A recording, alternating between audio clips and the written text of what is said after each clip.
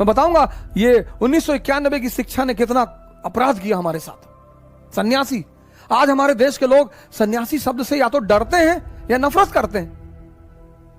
मेरे बड़े सारे स्टूडेंट हैं, हमसे कहते हैं कि सर हम जब ध्यान करने बैठते हैं तो मम्मी पापा डांटते हैं कि सन्यासी बनने जा रहा है, पहले आईएएस बनो।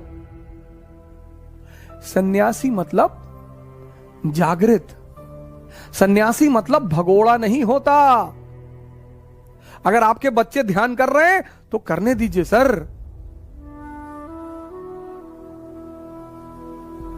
बड़ा प्यारा वर्ड है जागृत। राजा जनक जागृत है और राजा है। सर मन को तो कोई भी जीते ना।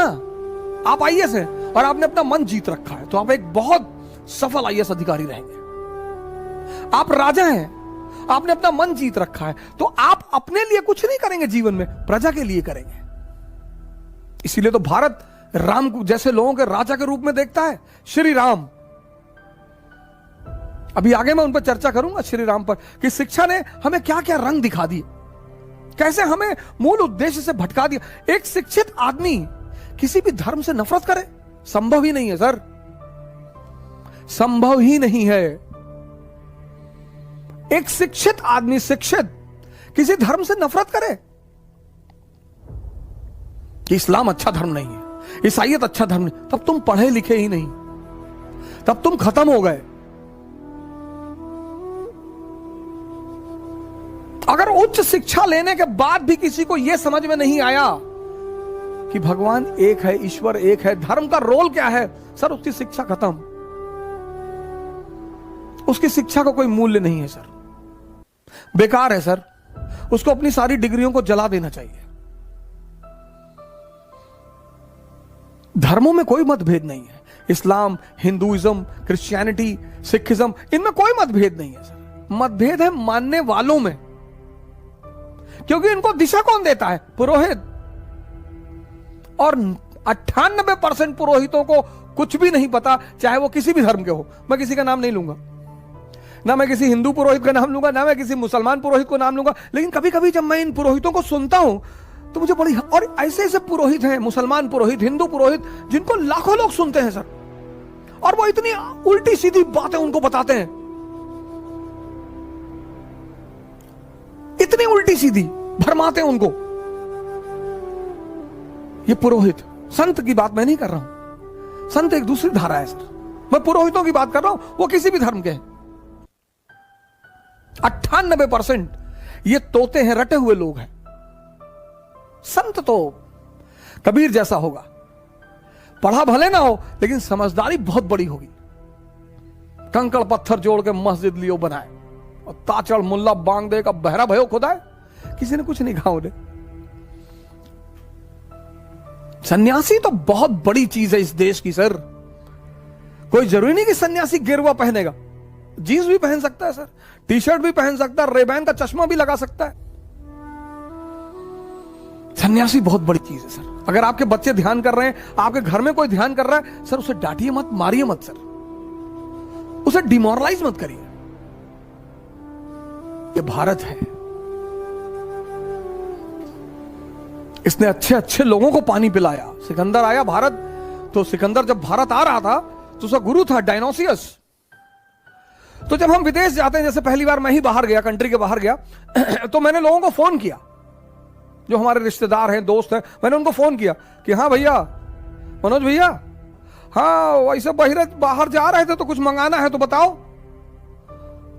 तो अब वो पूछेंगे ही कि कहां जा रहे हो, तो हमने कहा ऐसे ही अमेरिका जा रहे थे। अच्छा अच्छा, अमेरिका जा दो भैया? हाँ हाँ हाँ अमेरिका जा। अब सीधे कह नहीं सकते ना फोन करके कि भैया अमेरिका जा रहे, लेकिन खुशी बहुत है कि अमेरिका जा रहे हैं। अब उसे बताना है कि अमेरिका जा रहे हैं, तो कह रहे भैया अमेरिका जा रहे हैं तो कुछ मंगाना हो। अब लाएंगे तो वैसे भी कुछ नहीं हम, लेकिन कैसे बताएं लोगों को कि अमेरिका जा रहे हैं। तो सिकंदर भी भारत की तरफ आ रहा था, पूरब की तरफ, तो गया डायनोसियस। डायनोसियस उसका आध्यात्मिक गुरु है। तो कहा गुरुदेव पूरब की तरफ जा रहे हैं, भारत की तरफ, कुछ लाना है? बोले यार कुछ लाना वाना नहीं है, हट जाओ, सामने से धूप आ रही है। तो 18 साल का लड़का जिद में आ गया कि नहीं बताओ कुछ लाना है कि नहीं। बोले यार लाना तो है। बोले क्या लाना है? बोले एक सन्यासी ले आना भारत से।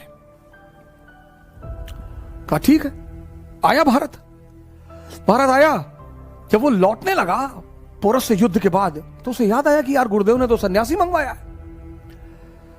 तो उसने कहा हाँ। तो उसने अपने सेनापति नियार्कस को बुलाया, कहा ऐसा करो एक सन्यासी पकड़ लाओ, जाओ उठा लाओ किसी को। नियार्कस गया और एक बहुत फेमस सन्यासी थे उस समय के, दंडिन, सिकंदर को मिल गया दंडिन। नियार्कस वो गया बाहर, उसे वही मिल गए गेरुआ पहने हुए। उसको लगा ये है सन्यासी। उसने दंडिन से कहा कि सिकंदर भाई ने बुलाया है। बोले सिकंदर भाई ये कौन है? अरे बोले, उसने तलवार पे हाथ रखा। अरे दंडिन ने कहा ये सब खिलौने बाजार में बहुत मिलते हैं और दुनिया में दो ही भाई हैं, एक ऊपर वाला दूसरा मैं, और किसी का नाम मत लेना मेरे सामने, नहीं तो चप्पल निकाल के इतना मारूंगा तुमको।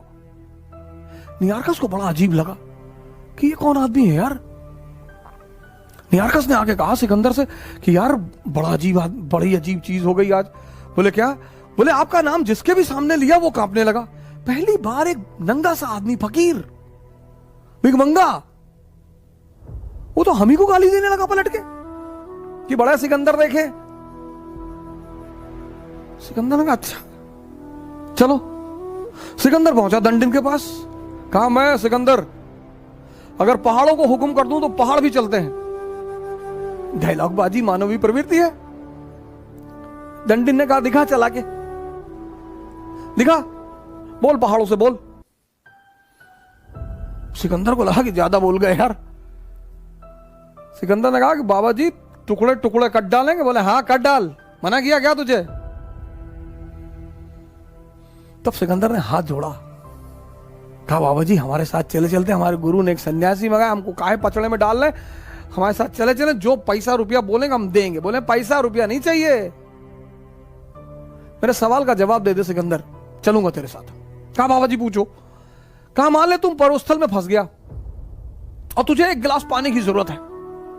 अगर तुझे एक गिलास पानी नहीं मिला तो तू मर जाएगा, और वो एक गिलास पानी मेरे पास है, तो तू उस एक गिलास पानी के लिए मुझे क्या दे सकता है?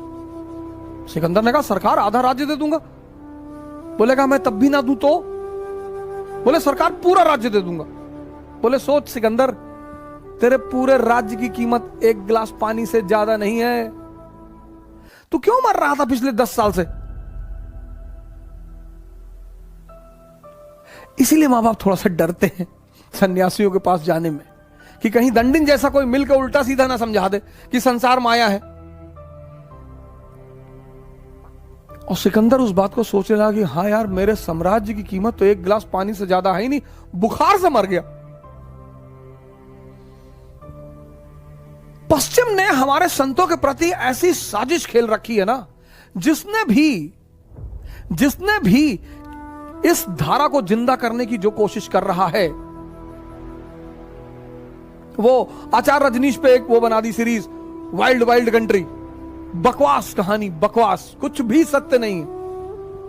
क्योंकि पश्चिम को एक बात पता है कि भारत अगर फिर से जब भी कभी महान बनेगा तो सिर्फ एक वजह होगी, संतों का पुनः सम्मान। जो ज्ञान की धाराएं बह रही हैं इस देश में, उनका पुनः सम्मान। उसे खोने मत दो किसी भी कीमत पर, उसे होने मत दो, कुछ भी हो जाए।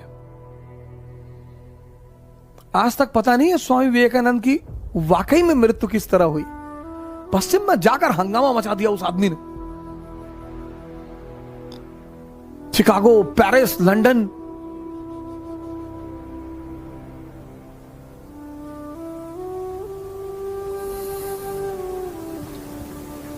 ये ऐसा देश है जहां एक एक आदमी ने पूरी दुनिया को हिला के रखा है।